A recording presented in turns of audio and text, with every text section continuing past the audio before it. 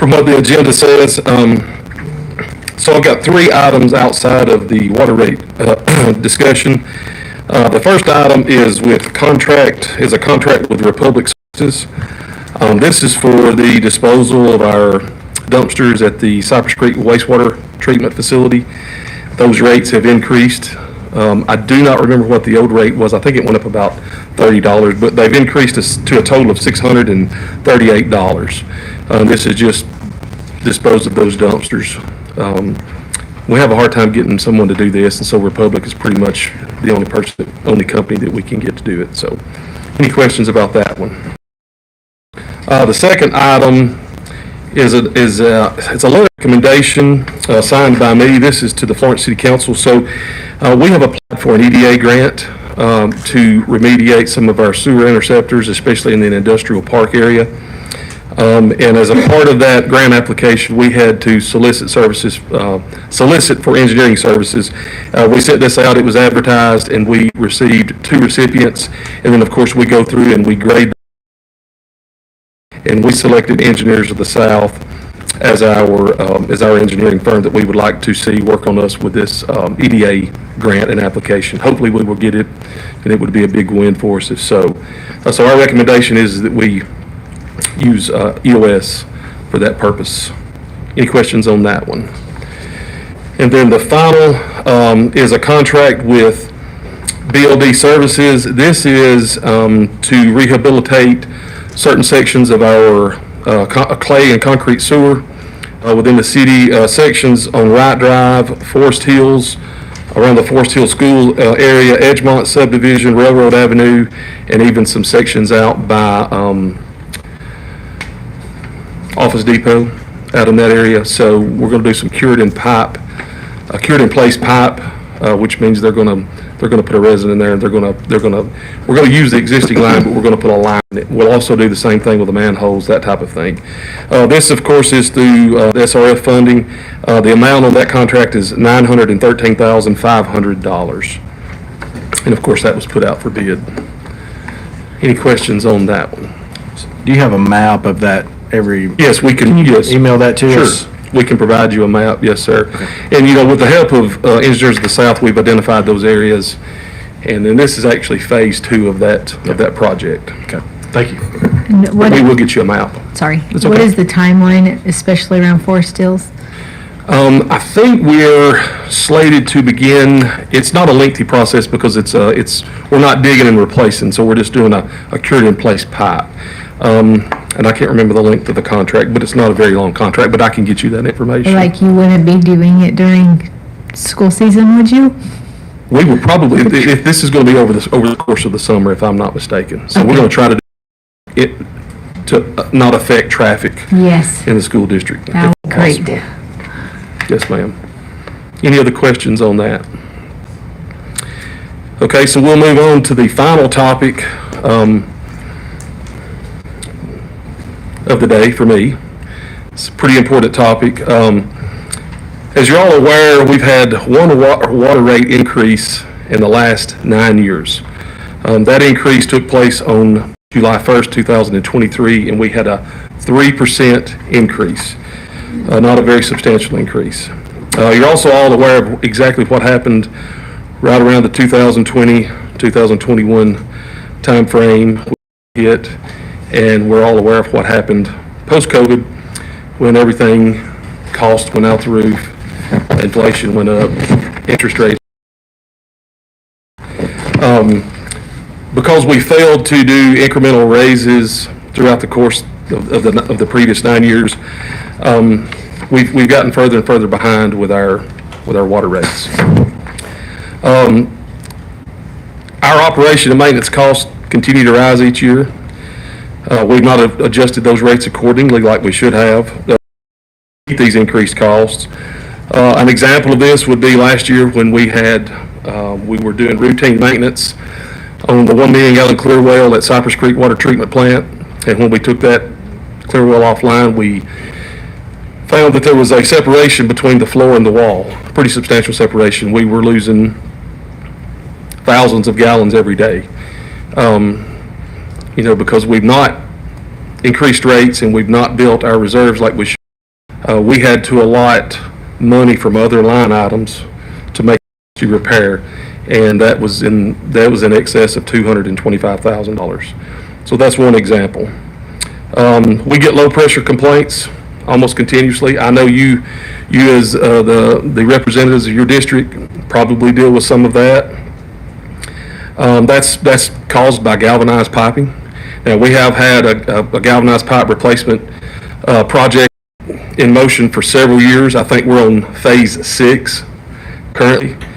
But due to a lack of funding, the 100 plus miles of galvanized main that we still lack, we're going to have to suspend that. We just simply don't have the funds to continue to do that project. Now, bear in mind, part of that was, the majority of that was done through the SRF program, so we had to borrow money to start with in order to even kick that project off. But we've now had to suspend that project. Along with that, you also have unaccounted water loss. These pipes, not only the galvanized, but some of our other pipes throughout our system, they leak continuously. Our guys fight leaks continuously. We're on we have guys on 24 hours a day. They're out all hours of the day and night fixing leaks, and this contributes to our unaccounted water loss. ADEM prefers us to have our unaccounted water loss less than 20%, and we're hovering in that 20 to 25% range right now. Replacing a lot of infrastructure would help with that, but we simply can't afford to replace it. The city of Florence also owns, operates, maintains 8 water tanks in and around the city and the town of Killen. We are mandated to make sure that those tanks are inspected, coded, everything that we have to do in order to provide safe potable drinking water. Our current contract is a $2.8 million contract. We pay $70,000 per quarter to maintain that. And that's something that we have to continue. I think our current contract expires in 2036, if I'm not mistaken. So we've got several years left on that. But this is something that's happened, it's relatively new as far as water is concerned. They put this mandate on us in the last decade or so. Concrete and clay sewer replacement, something that I just mentioned earlier, to get approved in the Wright Drive, Forest Hill area. This is the last phase of that. This is we're going to have to suspend that once we complete this aspect of the project. We just simply continue to do so. And we all know what, you've heard all of us talk about the situation that our sewer system is in. We have certain sections that are great. We have certain sections that are 70, 80, 90 years old that are in desperate need of replacement. So once we complete this aspect of the concrete and clay sewer, it's phase 2 is what we refer to it as. We will no longer be able to do that. We've made application to the EDA for a grant. It's an 80-20 match grant. That grant is, we're asking for a $16 million grant, which we will match with $4 million to rehabilitate, possibly replace some of our main sewer interceptors in the industrial park area and other sections throughout the city. The grant is an 80-20, and this is a critical grant. This is critical money for us, but we still have to come up with $4 million. I don't know where to come from. So, and also, of course, with the announcements and everything that's happened recently, we would love to be able to expand westward, because we feel that's our greatest opportunity for growth. That, and of course, the Cloverdale Road, Petersville area continues to grow. But we don't have the money to do sewer extensions and sewer improvements in order to accommodate some of this growth that we're going to see. And I think we all realize and understand that it is coming. So now we're tasked with making the hard decision to increase rates by a substantial margin, I will add. And this is simply in order for us to continue to operate. An annual increase or an escalator is needed to offset the increase in cost to produce and convey water. An example of this, we currently sell water to our wholesale customers for $2.04 per 1,000 gallons. Based on audited numbers from 2025, it currently costs us $3.06 to produce and convey that water. So, I'm Lexington, so I'm not the sharpest person in the world, but I can do simple math. If you're selling it for $2.04 and it costs you $3.56, you're not going to be long for the world. I mean, let's just face it, it's simple math. And that goes for the rest of our customers. That's not only our wholesale customers, but also for our customers. If we do not build an escalator in to the proposed increases, adjustments, we're going to continue to get further and further behind. If we do nothing, and let's just say we failed to get this budget through, or get this proposed increase through, if we do nothing, when our fiscal year ending 2027 budget begins, we have a deficit of $1.9 million. Odds are we're going to continue to go further and further in debt as we proceed throughout the year. This combined with a $70 million debt already, this necessitates an increase in our rates. This rate adjustment does not include the addition of any new personnel or pay increases for any of our current personnel. Although our water system employees are the lowest paid employees in the immediate area, and we also serve the largest utility in the Our distribution collection system personnel are currently 9 to 10 months behind on projects. So for instance, if a customer wants to come, they want us to set a fire hydrant for, insurance purposes. We're 9 to 10 months out before we can set that hydrant. Now, we try to work with people and we try to work it in and figure it out as best we can, because certain things get delayed because of funding or because of approvals and all that. Our current workload, we're 9 to 10 months behind. This rate adjustment does not include any new vehicles or new equipment. We're currently working on our draft for the 2027 year-ending budget. We've already cut over $1 million out of that budget in equipment, simply because we don't have the money to be able to buy it. We can't afford to purchase it. I'll use this as an example. We have to replace our TV inspection van. The van that we use right now is a 1996 model. And the equipment that is currently inside that van, I think, is a 2006, 2007 area. It's when that was, now it's been upgraded a couple times over, but that van alone is almost $600,000. We're in desperate need of replacing that. Now, we have it budgeted to buy it before the budget ends. We begin July 1st. Our intention is to buy it, but the reason we've not purchased it up to this point is because we were afraid we would have some kind of catastrophic event, for instance, the clear well that we talked about, and we would have to reallocate that $500,000, $600,000 to make emergency repairs, simply because we don't have the money in the budget to do so. I've had several statements made to me by other utility personnel. We attend conferences, we attend training, and I get the same question a lot. How are you guys surviving with your current rate structure?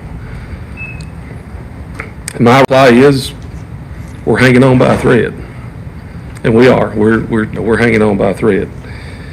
So you can look at the rate comparison sheet that we provided. You can see how far behind we are. We provided you all with a sheet of paper that's got all of the utilities in the immediate area, and you can see exactly how far behind we are. So what we're asking for to increase the rates to the proposed schedule that we provided to you all. So let me say, this has been a difficult process to reach these numbers. We're dealing with multiple schedules, multiple tiers on a descending block rate structure. So it's just not going out and putting things together. Our accounting department has looked at it over and over and over. I spent about an hour and a half with them yesterday, and I'm not a numbers guy, I'll admit. And I was ready to get up and leave 20 minutes in, but they spent countless hours looking at it. They've done a great job helping us get everything prepared. We've been working on this for the better part of 16 months. So this is not something we just started, a few weeks ago. Making this adjustment now with the annual escalator puts us in a more financially stable situation, especially considering the upcoming EPA unfunded mandate that we're going to have to deal with regarding PFAS. Now, let me be clear. This rate increase is not for PFAS. That will come later. So I do think if we go through with the proposed increase, and we build an escalator, I think it's a year or so before we have to revisit our rate schedule. Part of the process that we'll have to go through with the PFAS is we'll have to have an outside firm do a rate study, and then, of course, we will take the data they provide, and we'll make a decision based on what they provide us moving forward as far as PFAS is concerned. The last thing that I'll say, and then I'll answer any questions you guys have, and I'm sure you have several. If we choose to do nothing, and we don't want to go down this rabbit hole, but if we choose to do nothing, there's a possibility that we could fall under a consent order from ADM. And they will, of course, allow you time to correct things, make the adjustments you need to make, and kind of get yourself straightened out. But if you continue to fail, and then we continue to put off and we continue to not increase our rates, then we'll put ourselves in a situation where they will come in and they will take the system over. And there's several systems that you can look at. I'm not going to mention any names, but there's been state of Alabama in the news here lately where that's happened. So we certainly don't want to put ourselves in that situation. So what we're asking for is to increase the rates to the proposed schedule that we provided, and we're asking to build in a 5-year escalator to allow us to increase rates 3 to 5% over the course of the next 5 years. All right, I'll answer questions now for anybody that's got questions. I have one. Okay. Ted, I know you said that they haven't been raised since 2023. Yes, ma'am. Is there any particular reason as to why they were never, and how long have y'all known that we've been in this situation? I'll be honest with you. I took the manager's position. I knew immediately that we needed to raise rates. We attempted to raise rates previously. We never made it past committee. Is that when it was done in 2023? Yes, ma'am. We approached the Utilities Committee in 2024 because I was hired in the fall, so it would have been the following year, coordinating with our budget, which would have begun July 1st. And so, but we never made it past committee. So we never actually put a proposal together because we were never. It's not that we were not allowed to, but we were basically shut down from the start. Hey, that's not going to happen this year. So we never got as far as we have with what you have in front of you. We never went through. We looked at the numbers, of course, and we were putting stuff together. But then once it was killed at the committee level, we did not proceed any further. And then, of course, we all know what happened in 2025, The committee. election year. And I think I made this statement to you, Miss Elisa. I won at night, but it wasn't last night, so I was smart enough to not to try to get something approved on election year. So I mean, it would have done no good. We would have not made it past committee with that as well. So this has been attempted now. Prior to me being manager, I'm sure there were other attempts. We heard things. I was an operator at Wilson Lake Water Treatment Facility, and I was an operator. We heard things that there was, potential that there was going to be rate increases. But of course, I had nothing to do with that because I was not in a role at that time to where I could help. Who could answer that, Tad? We would have to talk to previous administration. Yes, sir. We would have to talk to previous administration. But we could talk to my predecessor, and I'm sure he would be able to give us some information on how many attempts were made, so on and so forth. And just a clarification, so people understand that when he says that it was discussed in committee, but it never made it out of committee. That's correct. And to explain what that means is, it was discussed in committee, never made it out of committee, therefore it never went to the full council Correct. for discussion. Correct. Yes. So I just want to make sure that everybody understands that. That's the process we go through, yes, Yeah, ma'am. that is We the have to process of proper committees. steps. Yes, ma'am. And so we never got past the committee level with it, so of course it never made it to the Full full council. council for consideration. Okay. So to make sure that I understand this clearly, this is not something we really have a choice on.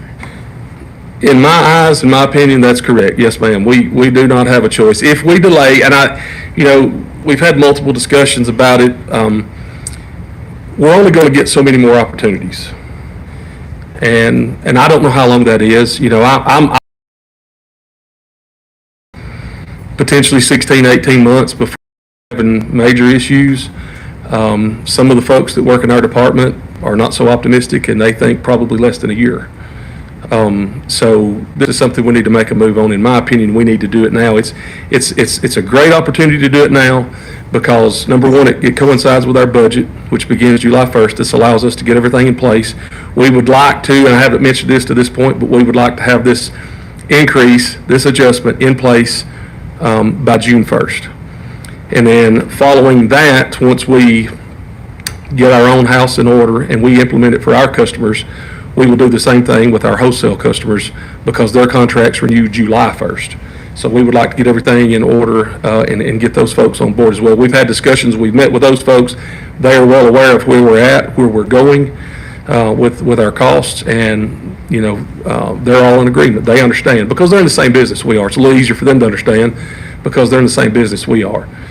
Tad, can I ask for you to tell us the risks, since this is being recorded, on the action, if we don't take action on this? If we don't take action, the first thing that's going to happen, ADM is going to, I would assume they would contact me. I've been through this with another job. They came to a couple of council meetings, and so what they're going to do is they're going to approach us and they're going to say, all right, we're going to give you an opportunity to get things in order, get things lined out to where you can continue to operate and maintain your systems. If we don't respond, then of course they're going to come back and they're going to put us under a consent order. And most consent orders, in my experience, are usually 12 months. You have a year. And if they say, all right, you need to get your rates increased and you've got a year to do so and you're making improvements, and if you fail to do that in a year's time, or whatever time they allot you, then they will come in and they're going to say, all right, we're taking the system over. We're going to bring personnel in to run it, and we don't care if the rates go to a $50 minimum. We're going to charge what we have to charge in order for it to pay for itself, have a little bit of money in reserve, continue the operation and maintenance of the systems, and they simply don't care because they're going to do what they have to do. Please take into consideration we have the $70 million in debt for the SRF money. That money's got to be repaid. We don't want to default on our debt. We don't want to do the things that if we don't make a move and we don't do the rate increase, that's certainly a potential that could happen. So that everyone knows, will you tell everyone who we disperse water to, how that works? Yes, so we have, basically, our customers, we have about right around 28,000 water customers that we serve. We also sell wholesale water to West Lauderdale Water Authority, Chisholm Heights Water Authority, Green Hill Water Authority, and then East Lauderdale Water Authority. Although we're not contractually obligated to East Lauderdale right now, they have their own source, but we are supplementing them. We do supplement them. So you could look at it from this point of view. Within Lauderdale County, we serve a population, our water, not necessarily our system, but our water serves a population greater than 100,000. So it's, and of course, we're in conversations with East Lauderdale to potentially sell them water at some point over the course of the next 2 or 3 years and be their supplier, not a supplemental supply. Ted, how much would you say that the material and maintenance cost percentage-wise has gone up since 2017? I'm gonna let one of my numbers guys come and answer that because I'll be honest with you, I've looked at so many numbers the last few weeks. I would be lying to you if I told you. So, Councilmember Boland, If you don't mind, identify who you are. I'm Will Haddock. I'm the operations assistant for the gas water department. So, in 2020, our cost increased on materials and supplies about 10 to 15%. 2021 is when we saw a pretty drastic jump of closer to 30% in just materials and supplies. And we fix a large number of leaks. We install a large number of services. We perform a lot of maintenance on our system day in and day out. And those materials and supplies that are needed and required to make these repairs have really started digging us a hole. And that's where we currently find ourselves.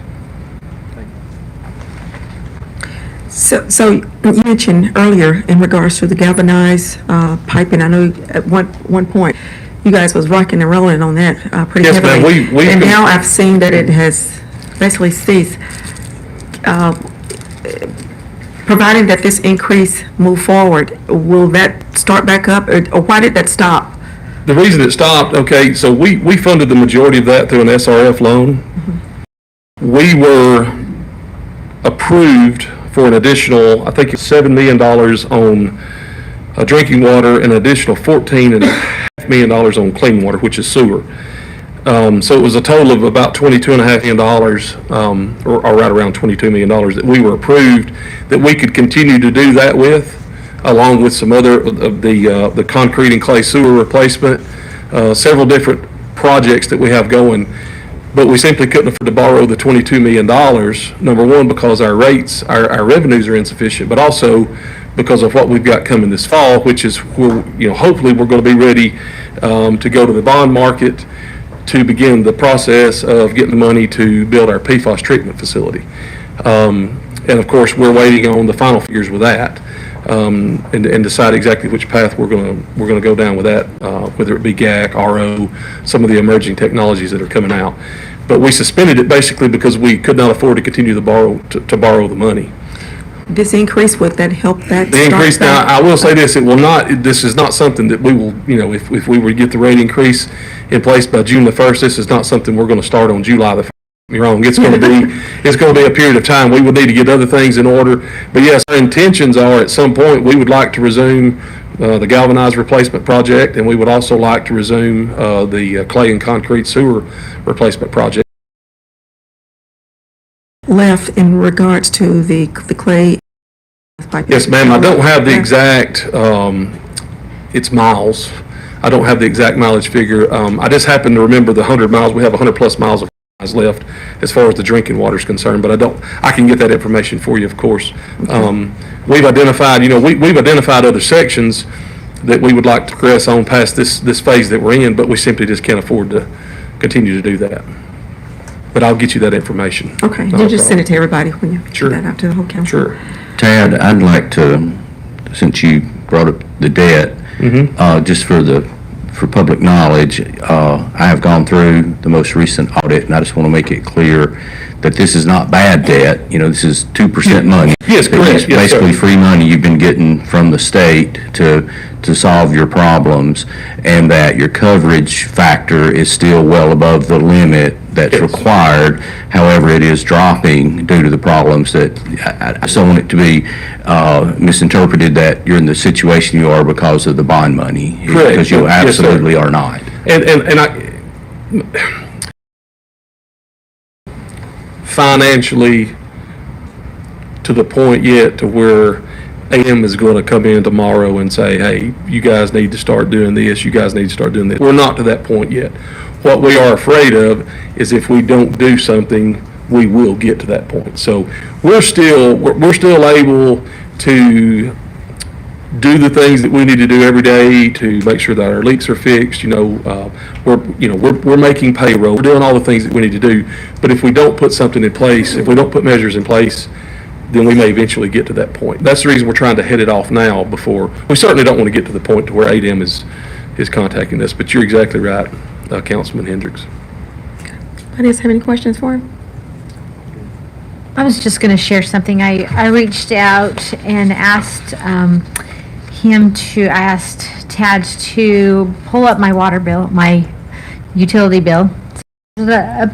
A light bill, sometimes it's a water bill, depending on what we're talking about, but it's all on the same. I asked him to pull it up and just kind of go through and highlight some of the usage. Now, let me tell you, this is for a household of about, give or take, depending upon how many kids are in the house at the time, but I would say probably a household of 6 to 7 based upon the dates that he pulled. And I was just going to let you know kind of what that looked like compared to, I said, I want to know because this is real life. This is what people are going to see when they go to the mailbox. What that change is going to look like. And so he ran some numbers for me, and let me just give you a couple numbers here. So one of them, my bill was $63. This is water alone.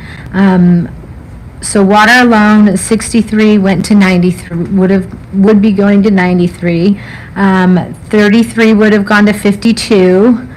41, if I'm reading this right, would have gone to 60-ish. 63, and 58 would have gone to 89. So that's just, I just kind of wanted to play that out a little bit and let everybody know that's kind of, if you have a family in that range, that's kind of what your bill might be looking like once these numbers would be,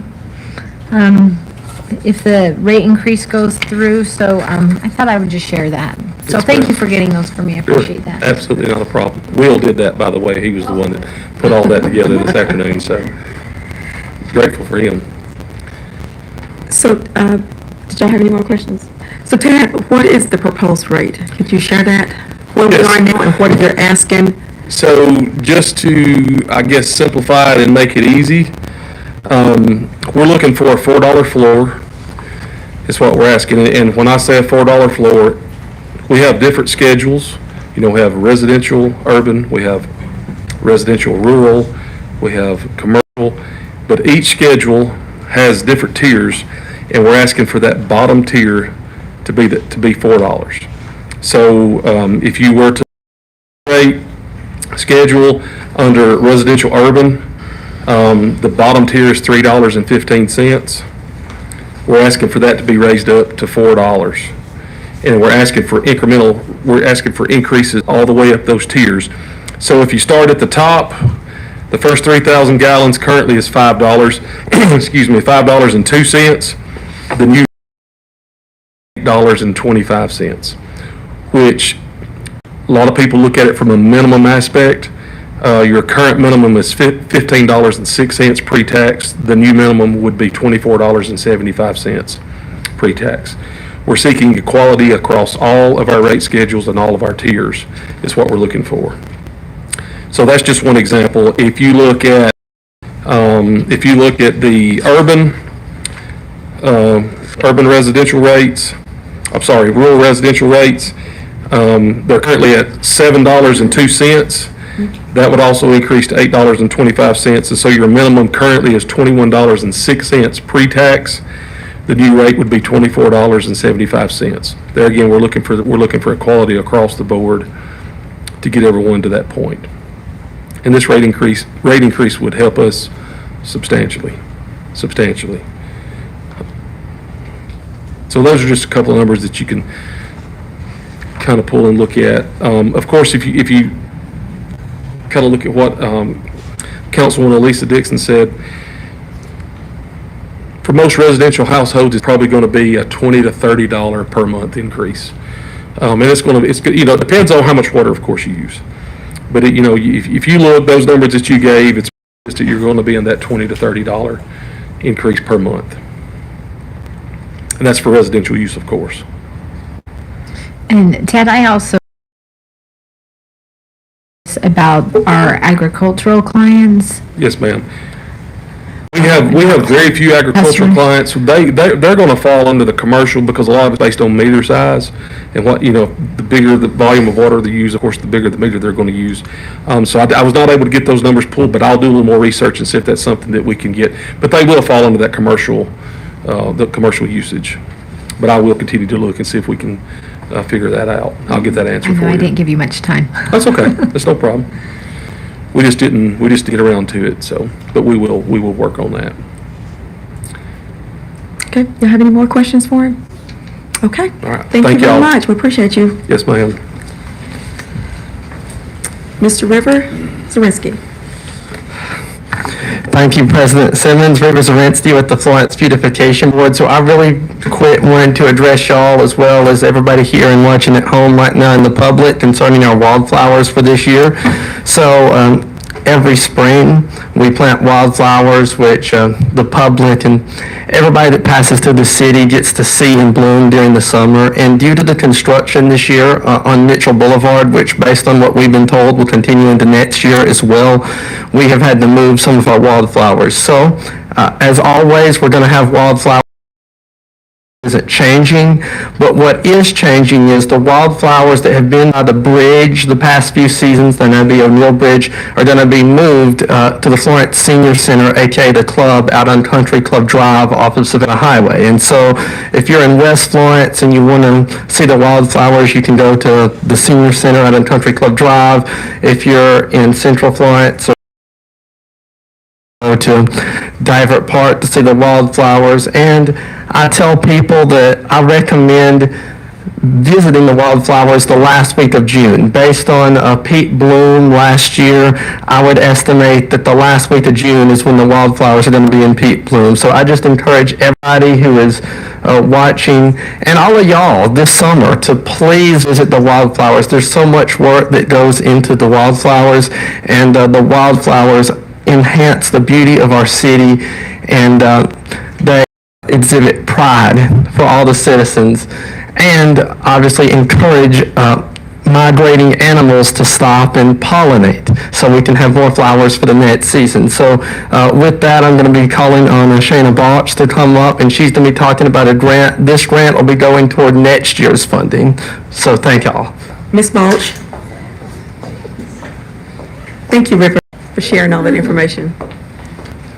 Have item 11F on the agenda, resolution to apply with the Northwest Alabama RCD for the wildflowers for $5,000. Any questions? Okay, thank you. Thank you. Mr. Coons?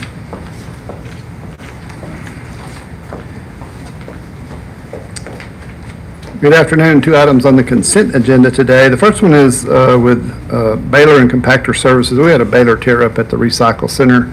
This is for these guys to come in there and fix it, $1,091. Questions on that item? The work has already been done. Okay, the second item is a contract with Keaton Electric Company to install a 26 kilowatt generator at the fuel station on Terrace Street. This was part of the original plan. We're just now pulling this off. We'll be hooked up to natural gas, and so in the event of power outage for a long time or whatever, we'll be able to fuel the city vehicles once this project's done. Questions? Thank you. Chief?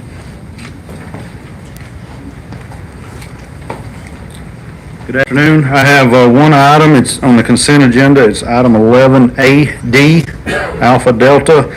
And this is a resolution for approval of a grant application with Northwest Alabama RC&D. And the grant is in the amount of $10,000. This is non-matching. The total project cost would be $10,600, and we will cover the remaining $600 out of budgeted funds. Any questions for that? Thank Okay, you. thank you. Mr. Murphy?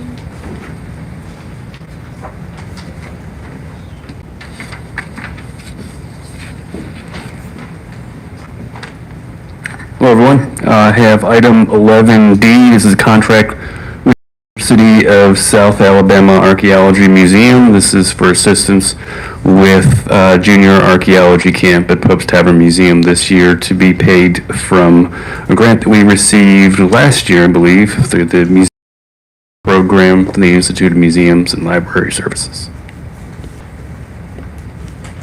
Okay, good deal. Thank you. Thank you. Mr. Mason?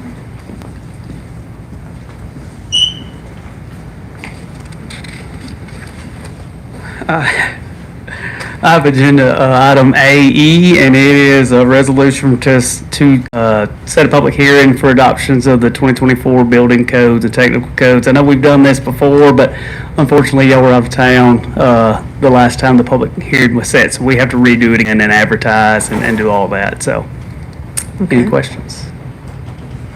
All right, thank you. Okay. Ms. Bailey?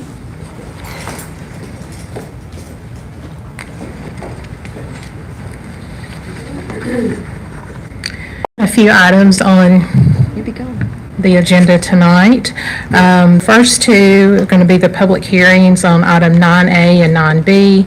These are both rezoning requests, and they come to you with a unanimous recommendation from the Planning Commission. Shoals Commercial LLC, their PUD rezoning was recommended on at the December 25th meeting, and Proscape was the January 26th meeting. Any questions about either of those rezonings? Okay, standard public hearing, like always, President Simmons. And then the accompanying ordinances are items 12C and 12D. Item 12E, coming,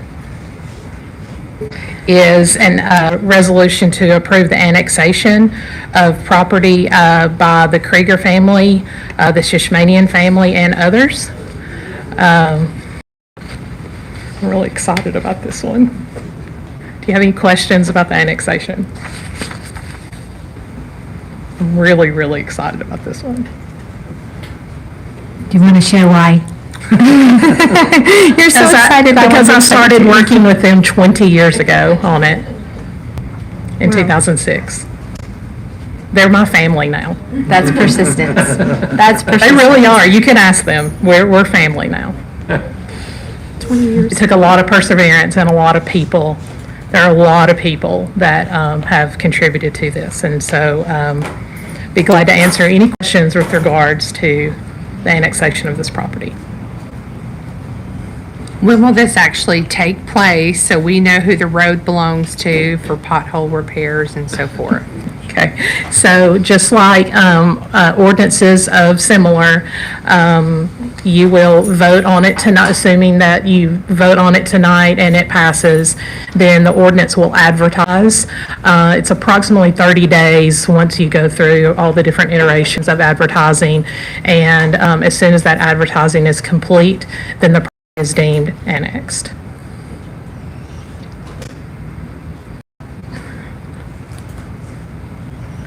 Really excited about it. Probably not as excited as the families are, but it's pretty close. We could have a ribbon cutting. We absolutely could. We can do whatever they want to do.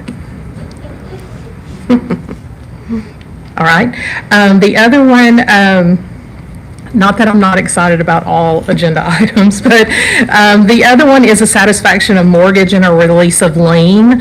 Prior to the Community Development Department coming under my guise, there was a loan program for residential rehab. We no longer do loans, we do grants.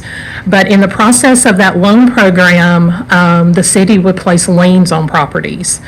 And those liens are supposed to be satisfied within the 5-year period. Apparently, this one was never removed. The lien was never removed. And what's interesting about it, just as a point, the property's changed hands probably 5 times, and it's now changing hands for a 6th time, and it's just now coming up in the title search. So I appreciate President Simmons allowing this item to be added literally the day that Kathy sent out the ordinance. But seeing as it was no fault of the family, that the lien was never removed way back in the early 2000s. We're definitely doing the right thing by adding it and not having them wait until the first meeting in May. So what you're doing is a satisfaction of mortgage, which will then give us the paperwork needed to remove the lien. And then the property can close, which it is set for April 29th to close. Okay, any questions? Great, thank you. Thank you. Ms. Morgan?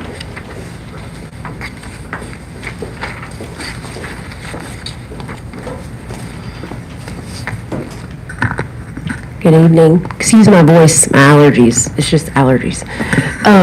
I've got several items on the agenda tonight. I'll read those off. If you guys have questions, feel free to stop me. The first one is a contract to provide cleaning services to our clinic. We did receive 2 quotes on that. This is the one we went with. They currently provide cleaning services to our city hall, so satisfactory performance. So we decided to go with them. Do you guys have any questions? Okay. The second is a contract renewal for our employee health and wellness clinic through Premise Health. And they provide healthcare services to our employees. So we're renewing that contract. I gave you guys that information. In it, one small amendment is that we're changing the fee schedule from per person to just a basic management fee. So it will help us to provide more benefits to more employees for just a basic flat level fee. So, any questions on that? Our work comp renewal, I sent you guys that information. It is slightly increased, just did payroll for 2026. So that's why you'll see that increase. And of course, the red on there about the audit compliance, that's just on everyone. We submitted in a timely fashion. So that didn't apply to us. It's just simply on. You guys have any questions about our work comp renewal? No? Okay. And then X through, let's see, AA, our deferred comp plan restatement. So Nationwide is our vendor for that, and they actually had a vendor document or document vendor change on their end. So that vendor is requiring us to just change our plan restatement, but nothing's actually changing with the plan, so it's the same. And then lastly, of course, we had our AC go out at the clinic, so we had an emergency repair on that and a submitted invoice for that to be repaired. It's working great, so we're all done there. Any questions on anything? No. Thank you. Thank you. Mr. Jordan?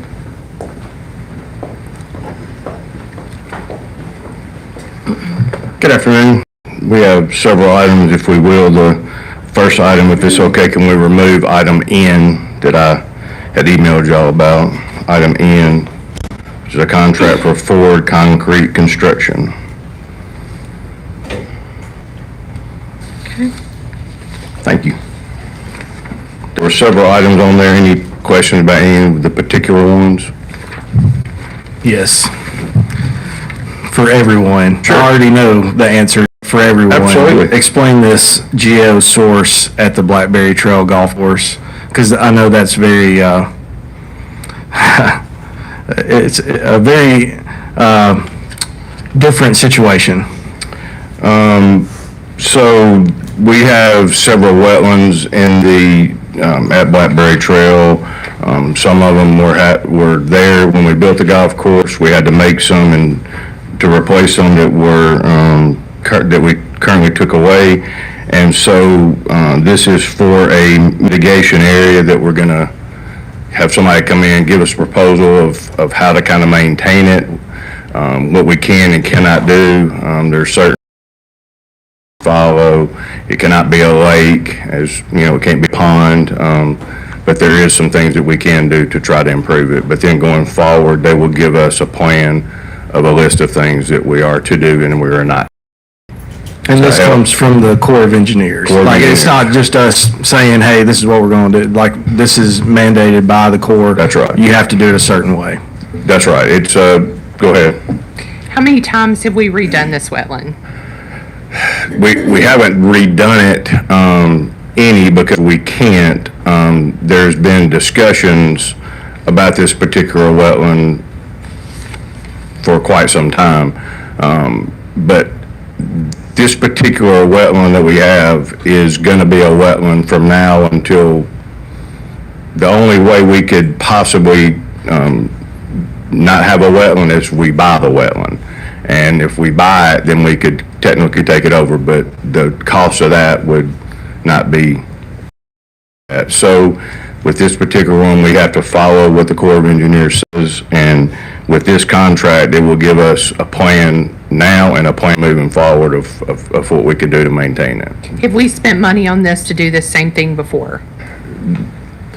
I don't think we've ever, I mean, just so we're using a pump of water 20 years old, and those pumps, I don't want to put, as they just told you about cost, I don't even want to put a cost on that pump, but it's very expensive if we had to replace it. So as far as putting money into it, I don't think we've actually invested any money. Now, we've mowed it, we've tried to maintain it and keep it as best looking as we possibly can under the restrictions that we have. I think at one point, and I don't know what the dollar amount would be, but they brought in some different clay to try to make it more into, I think that was the first stage of possibly making it into a pond area, and we still had growth come up.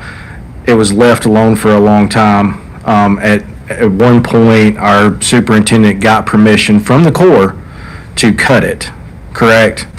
But that's what spurred the situation we're in now. So what we have been doing is you can, if there's something in the way of the golf course, you can remove that. So we haven't really done anything wrong. What the main issue was at this particular point in time, there wasn't enough water in it. And so that's what kind of brought on this plan. Back in 2022, they were going to put a liner in the bottom of the pond, and the city was going to pay that. I think it was almost $20,000. But getting permission from the Corps said, absolutely not. You're not to make that a pond. And I emailed y'all the letter. So making it a pond or a body of water is unacceptable. We cannot do that. Will you be putting signs up at the golf course We're letting gonna people know? We will put a sign up that says mitigation area, and yes, that'll be part of the plan moving forward. I hope we can have to spend money on this again in the future. It'll cost us obviously for the contract, some money to put in there, whatever we need to put in as far as plant wise. But hopefully what we put in there will be low maintenance and will make it look as aesthetic as possible. I realize when it's in the dead of the summer, there's not much water. But again, we can only do what we can do. Well, and I think if I understand this correctly, number one, this is best case scenario as far as money-wise. But I also understand that, if we have a lot of rain, the rain is providing the wetland. If for some reason we do go into a drought, the Corps, they told us we don't have to fill it up. We just have to, keep a little bit of water on it just to maintain it while we're in a drought. There is 10% of the wetland area has to have water in it, which, if you know how big that is. So 10% of that area, even if the pond itself or the body of water, I won't call it a pond, has a little bit of water in it, that's going to be the 10%. Because the wetland area actually extends on toward the yards over there, but we don't have to make that a wetland, we just have to keep that area. Did I explain it good? Perfect. So hopefully spending this money now will give us a plan that will reduce the cost of what we have to do to keep it up in the future. Can we change subjects? Absolutely. Can you tell us about Dybert Park, please? The piers. So we have decided to go ahead and do this work. It is very badly needed, as y'all know. So we've applied for some grants. Will come through, but taking the agenda in off will allow us to spend some estate money from a very generous lady who left it, I guess, several years ago, and $75,000. So we're able to take that in money to replace the piers. Thank you for asking.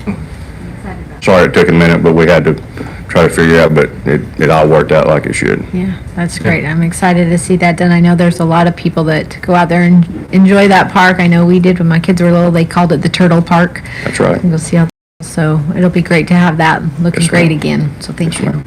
Yeah. Well, I know we've talked about this, because Dybert's in District 4, and Chapel, I think, had I'm sorry, Councilwoman King, I'm sorry. She had a couple of calls about it, and, I think when we all went out there, and Ms. Dixon came as well, there's not any rotting, it's just a lot of wear and tear that could potentially be some big hazards. It's getting worse. This has been something we've had budgeted, and you have to, with all the maintenance, as y'all know, you have to kind of try to fit in what you can, but it's only getting worse, and there's some boards.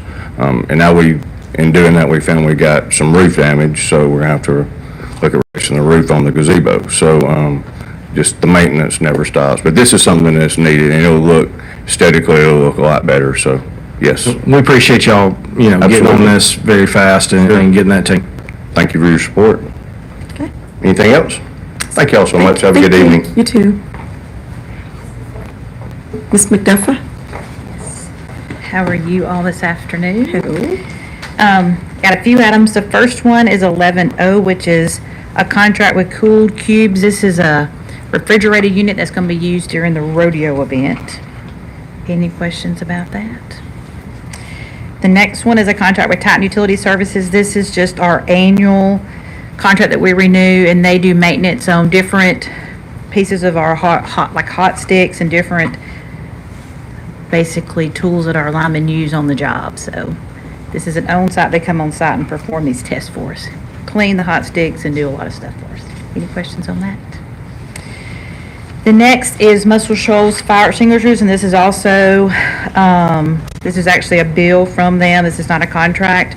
We have our fire extinguishers annually tested. We have 91 of them, and this is the annual test that we had on our fire extinguishers. This is the cost to pay them. The next is Thompson Cap. This is a contract with them that they will do the maintenance, basically, and service on our generators at our radios tower and on site. And last is United Rentals. This is the rentals of the porta potties for the rodeo event. So this is the cost for those. We're actually not going to use but one of the, so it's going to be a little less than this is, but this is a per item charge, what they charge. So any questions? I don't have a question, but can you just, since you mentioned the rodeo, we know that polls are going up in McFarland, and we're getting lots of questions in regards to that. Can you just take just a quick second and just explain why those polls are there? Yes, so the rodeo is an annual event. It's hosted by the Tennessee Valley Lineman Rodeo Association, and we're the host utility this year. And the host utility means, obviously, we supplied the location to have the rodeo event at. And so, obviously, what a lineman rodeo is a common competition. So there's 4 different events. There's an apprentice event, a senior event, a team event, and a journeyman lineman event. And so they compete. There's like 153 local power companies that are served by TVA, and so usually there's about 60 to 70 utilities that participate in it. And so they'll come to Florence, be here the whole from Wednesday to Sunday, and they compete in different events. And we hope every one of you can come and watch them. So it's a whole weekend worth of fun watching them compete, and some good rivalry going on. Working, on the power lines and re-energizing when we have storms out. And so it's just kind of a fun way for the community to see what they do on a day-to-day basis, so. And we're glad that that's coming. So after the fact,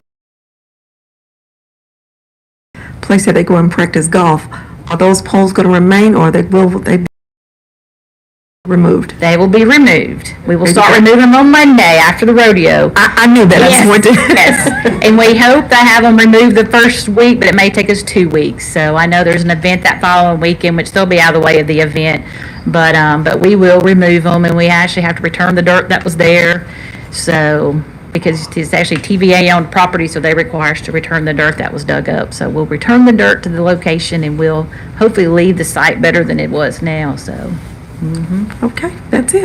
I have a question. Yes. How far away are people coming to participate in this? So we actually have the furthest, I think, utility will come from Indiana. So Indiana's outside the TVA district, but they use TVPPA, which is an organization that supports us.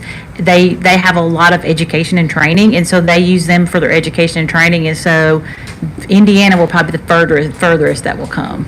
There'll be a lot of there'll be some South Alabama people to come also, which I know is out of the TVA district. And then we'll have some from North Carolina, Kentucky, so the whole, 7 states that TVA serves. But the furthest outside the TVA will be Indiana. Yes. And didn't you say the hotels are? There'll be, are I there think almost the whole entire city is currently sold out of hotels, so for that weekend. Good. Yes. Okay, Thank you. thank you very much. Mr. Lighty?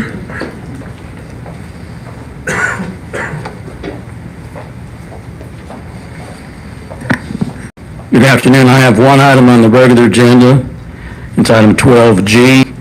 It's an alcohol beverage license application for a full menu restaurant with on-premises liquor, beer, and wine by Taco Spot Company LLC, doing business as Taco Spot, located at 1201 Florence Boulevard, and that is the old Crystal's location. All righty. Any questions? Thank you. Thank you very much.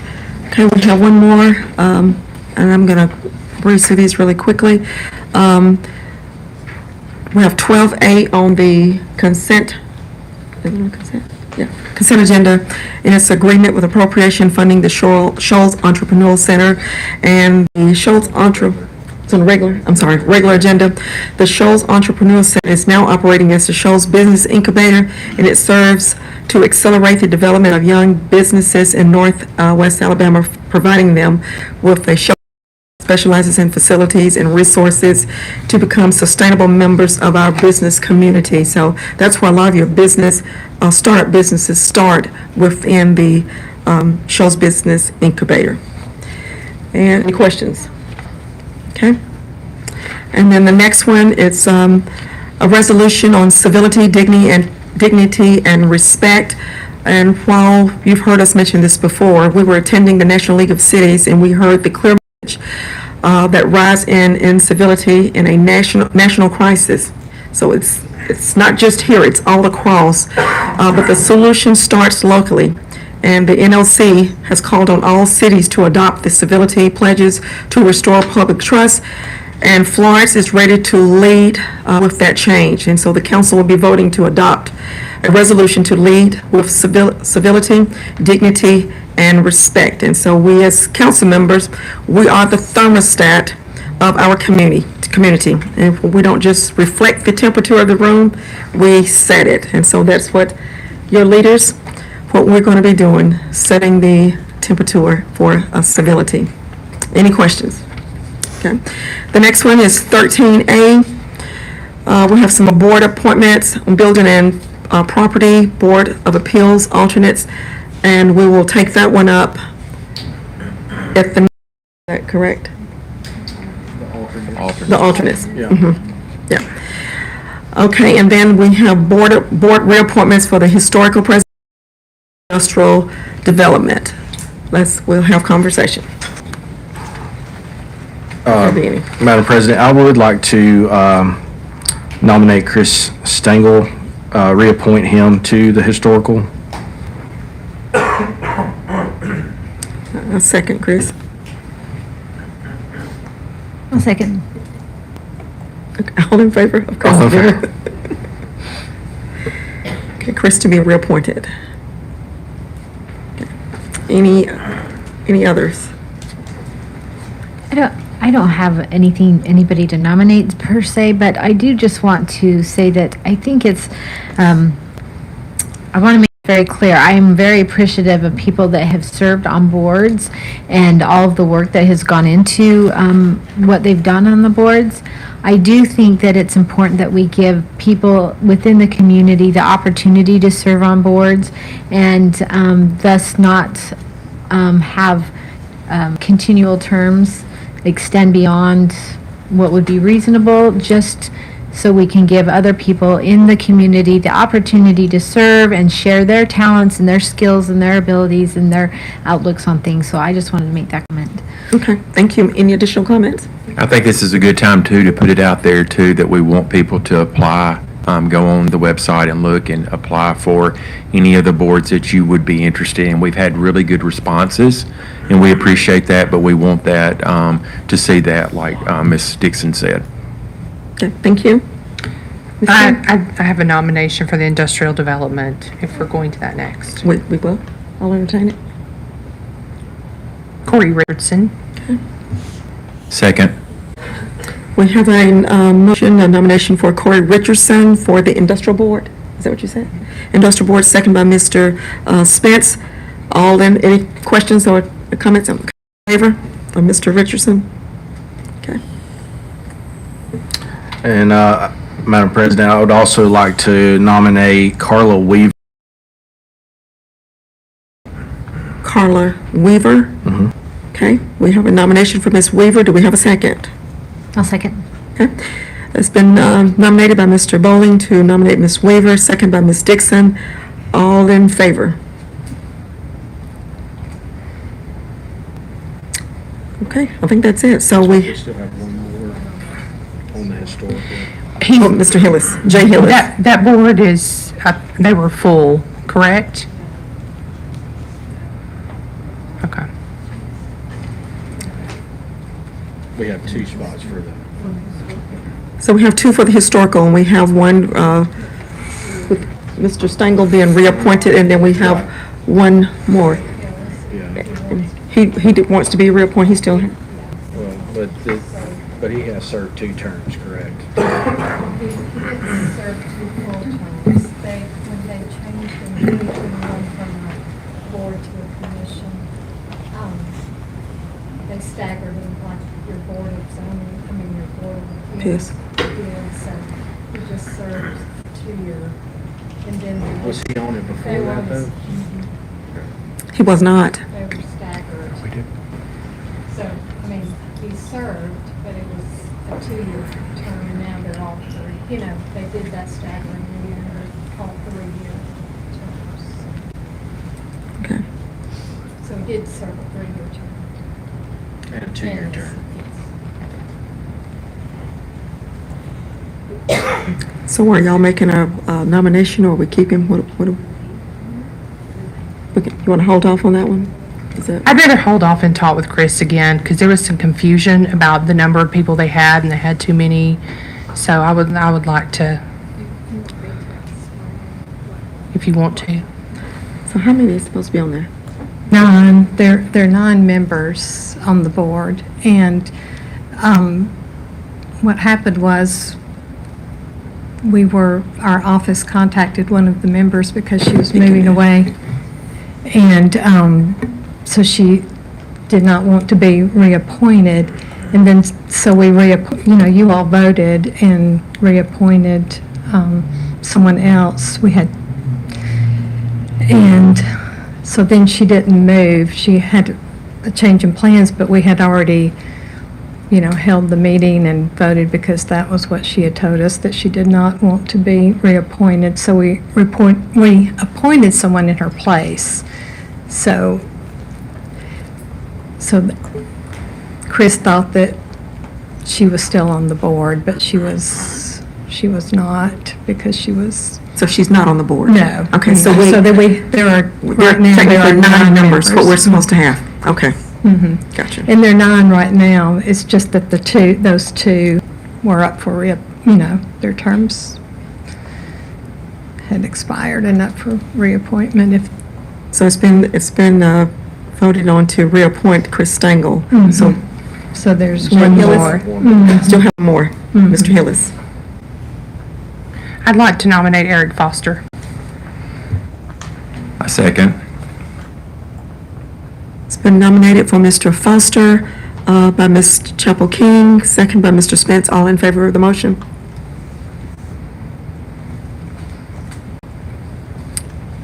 Okay, it will reflect that Mr. Stengel is going to be reappointed, and Mr. Eric Foster will now be for the Historical Preservation Commission. Okay, I think that's it. We're a little bit off of schedule, but we'll take a quick 5-minute break, and then we'll come and start back up. We have a lengthy agenda.